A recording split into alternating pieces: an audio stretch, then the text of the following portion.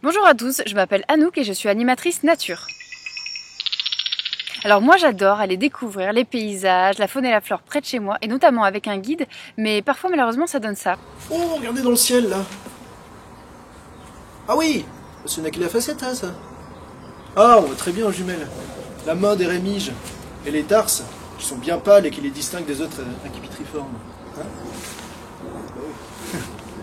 Ah, vous entendez? La stridulation du méphipigère.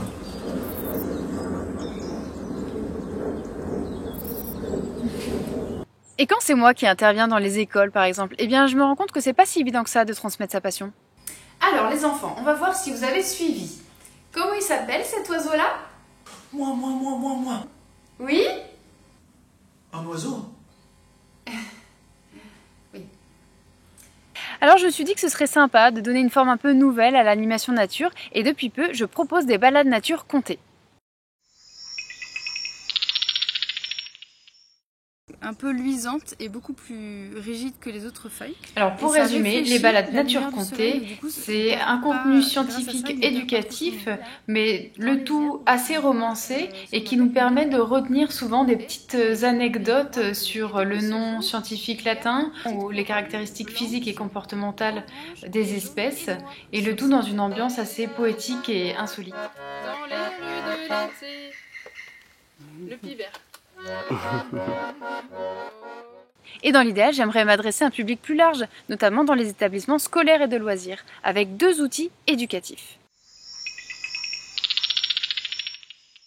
Alors le tapis à histoire, c'est un super outil éducatif et interactif que j'ai déjà testé, qui fait 1 mètre de haut sur 2,60 m de long, fait main par une ressourcerie, des paysages et des animaux tout en tissu qui permettent, vous l'aurez compris, de raconter plein d'histoires. Cette année, dans l'idéal, j'aimerais investir dans un nouveau tapis dans le cadre de mon activité de conte nature. Et dans ce tapis-là, bien sûr, j'ai imaginé plein de choses. Un jardin, des herbes rasses, des herbes hautes, une mare, un cabanon, une forêt. Et puis dans un second temps, il y aurait des collines avec des bosquets. Il y aurait aussi un village, des hautes montagnes, un cours d'eau qui part de la montagne, qui va se jeter dans la mer et une zone humide.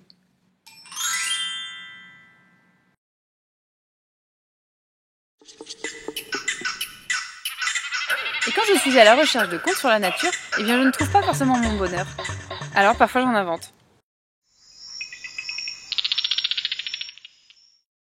Oyez, oyez, petites et grandes oreilles rabattues ou dressées. Il était une fois un oiseau nocturne avec un plumage tellement camouflé qu'on le confondait avec les troncs d'arbres pendant la journée. Or, au crépuscule, quand les bergers s'apprêtaient à rejoindre les bras de Morphée, ils apercevaient l'oiseau chassant les insectes en vol, le bec grand ouvert. Ils prenaient peur, et dans leurs rêves les plus fous, ils imaginaient que chaque soir, en particulier les nuits de pleine lune, quand les chèvres étaient pleines de lait, l'oiseau nocturne suçait les pies jusqu'à la dernière goutte. C'est depuis ce jour que son nom latin est Caprimulgus, qui signifie tête-chèvre, un comble pour un insectivore. Et quand il se posait repu, il se mettait souvent à ronronner. Mais ça, c'est une autre histoire. Et ce qui serait vraiment super, c'est que je puisse éditer les histoires que j'invente sous forme de livres, de CD ou de DVD. Pour le plus grand plaisir des petits et des grands aussi.